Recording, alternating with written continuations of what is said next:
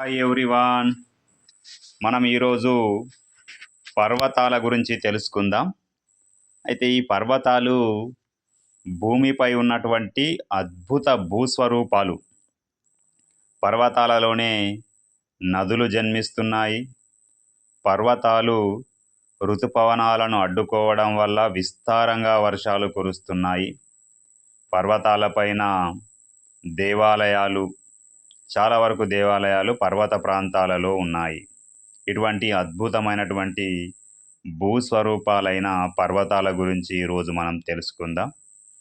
తెలుసుకునే ముందు నాదొక విన్నపము, నా ఛానల్ని సబ్స్క్రైబ్ చేయండి ప్లీజ్. నేను ఇటువంటి మరిన్ని వీడియోలు చేయాలంటే అది నాకు మోటివేషన్ లాగా అయితే పనిచేస్తుంది. రండి చూద్దాం పర్వతాల గురించి. పర్వతాలు అన్ని ఖండాలలో ఉన్నాయి. అయితే ఇక్కడ ఆసియాలో హిమాలయ పర్వతాలు చాలా ఫేమస్ పర్వతాలు. మనం ఐరోపాకు వెళ్తే యూరోప్ కాంటినెంట్కు వెళ్తే అక్కడ ఆల్ప్స్ పర్వతాలు ఉంటాయి. ఉత్తర అమెరికాలో రాకీ పర్వతాలు ఉంటాయి. ఆఫ్రికాలో అట్లాసు పర్వతాలు ఉన్నాయి.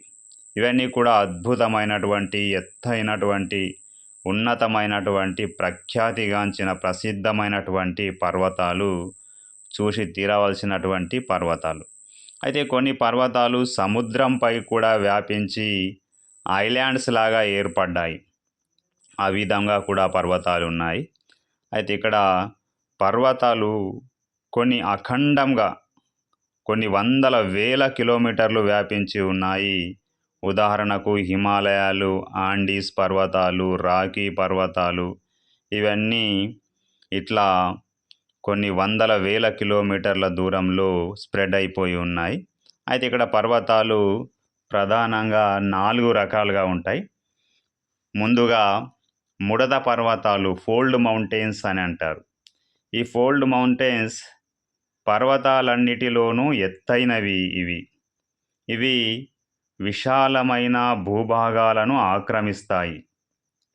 ఇందులో హిమాలయాలు వస్తాయి, ఆల్ప్స్ పర్వతాలు వస్తాయి, ఆండీస్ పర్వతాలు, రాకీ పర్వతాలు మొదలగునవన్నీ ముడత పర్వతాలే.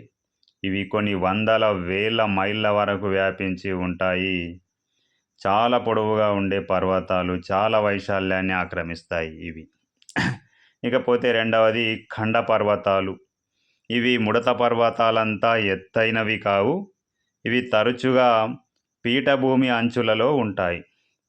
ఆగ్నేయ ఆఫ్రికాలోని డ్రాకెన్బర్గ్స్ పర్వతాలు, ఫ్రాన్స్లోని వాస్జస్ పర్వతాలను ఖండ పర్వతాలకు ఉదాహరణలుగా చెప్పవచ్చు. ఇవి తక్కువ ప్రాంతాన్ని ఆక్రమిస్తాయి. ఇకపోతే మూడవది అవశిష్ట పర్వతాలు. ఎన్నో మిలియన్ల సంవత్సరాల క్రితం ఎంతో ఎత్తుగా ఉండి పర్వతాలు క్రమేణా వికోశీకరణ చెందడం వల్ల ఎత్తును, పరిమాణాన్ని కోల్పోగా మిగిలిన పర్వతాలను అవశిష్ట పర్వతాలు అంటారు. రాజస్థాన్లోని ఆరావళి పర్వతాలు, దక్షిణ భారతదేశంలోని తూర్పు కనుమలను ఇందుకు మంచి ఉదాహరణలుగా చెప్పవచ్చు. ఇంకపోతే అగ్ని పర్వతాలు. ఇవి చాలా భయంకరమైనటువంటి డేంజరస్ పర్వతాలు. భూమిపై ఉన్న కొన్ని ప్రదేశాలలో లావా అనబడే అత్యుష్ణ శిలాద్రవం బయటకు వచ్చి అగ్నిపర్వతాలుగా ఏర్పడతాయి. మధ్య ఆఫ్రికాలో ఉన్న కిలిమంజారో, ఇటలీలోని వెసూవియస్, జపాన్లోని ఫ్యూజియామా పర్వతాలు అగ్నిపర్వతాలకు ఉదాహరణలుగా చెప్పవచ్చు. అయితే ఇక్కడ పర్వతాల వల్ల చాలా ఉపయోగాలు ఉంటాయి. పర్వతాల యొక్క లోయలలో ప్రవహిస్తున్న నదులకు అడ్డంగా ఆనకట్టలు కట్టి జల విద్యుత్ శక్తిని, సాగునీటిని పొందవచ్చును. పర్వతాల యొక్క పార్శ్వాలపైన మనకు పశువులు మేపడానికి స్థలం ఉంటుంది. అక్కడ పశువుల యొక్క మేత కూడా ఆ ప్రాంతంలో దొరుకుతుంది.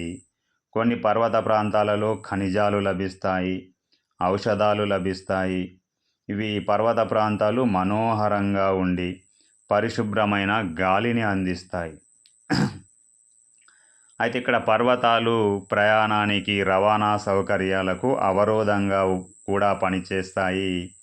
పర్వత ప్రాంతాలలో రహదారులు లేవు, రైలు మార్గాలు లేవు. ఇవి లేకపోవడం వల్ల పర్వత ప్రాంతాల ప్రజలు వెనుకబడి ఉంటారు. అయితే పర్వత ప్రాంతాలలో వర్షపాతం ఎక్కువగా ఉంటుంది. ఎక్కడైతే పర్వతాల యొక్క వెనుక భాగంలో వర్షం కురవకపోవడం వల్ల ఎడారిగా ఏర్పడుతుంది. భారతదేశంలోని పడమటి కనుమల యొక్క అరేబియా సముద్ర తీర ప్రాంతంలో అధిక వర్షపాతం ఉంటుంది. ఆవలి వైపుగా పొడిగా ఉండడం వల్ల అక్కడ వర్షాభావం అంటే వర్షాలు లేని పరిస్థితి అక్కడ మనకు కనిపిస్తుంది. కాబట్టి ఇవన్నీ పర్వతాల యొక్క మనకు సమాచారము. అయితే ఓకే, ధన్యవాదాలు. ఛానల్ని సబ్స్క్రైబ్ చేయండి, లైక్ చేయండి, షేర్ చేయండి. ధన్యవాదాలు.